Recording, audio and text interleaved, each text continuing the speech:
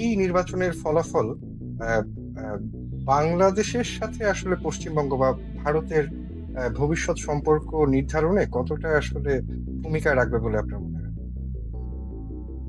পলিসিগত কারণে এখানকার পশ্চিমবঙ্গের সরকার তৈরি হওয়ার সঙ্গে কেন্দ্রীয় সরকারের নীতির বিরাট কিছু প্রভাব পড়বে বলে ব্যক্তিগতভাবে আমি মনে করি না।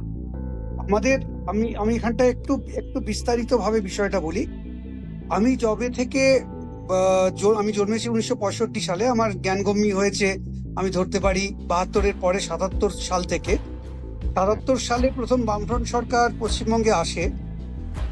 আহ, দুর্ভাগ্যজনক বশত পশ্চিমবঙ্গের মানুষের যে ধরনের কি বলবো মানে পলিটিক্যাল অ্যালায়েন্স বা পলিটিক্যাল সচেতনতা তো বলবো না, পলিটিক্যাল বোধ থেকে তারা যে ভোটগুলো দিয়েছিলেন সেটা দুর্ভাগ্যজনক ভাবে সবসময় আমরা অধিকাংশ সময়ই আমরা কখনো কেন্দ্রে বন্ধু সরকার পাইনি।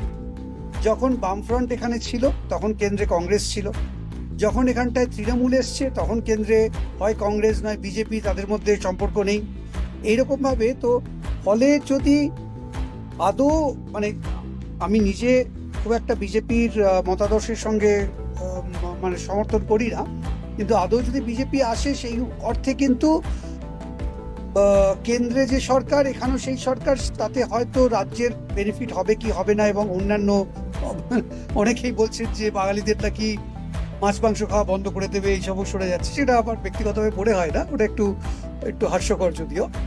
কিন্তু এবার এই প্রেক্ষাপটের ভিত্তিতে এবার তোমার মূল প্রশ্নটায় আসি, সেটা হচ্ছে যে কেন্দ্রীয় নীতি কিন্তু তার মতো করে চলে, সেটা কিন্তু ইরিসপেক্টিভ অফ এই রাজ্যে কোন সরকার গঠিত হচ্ছে।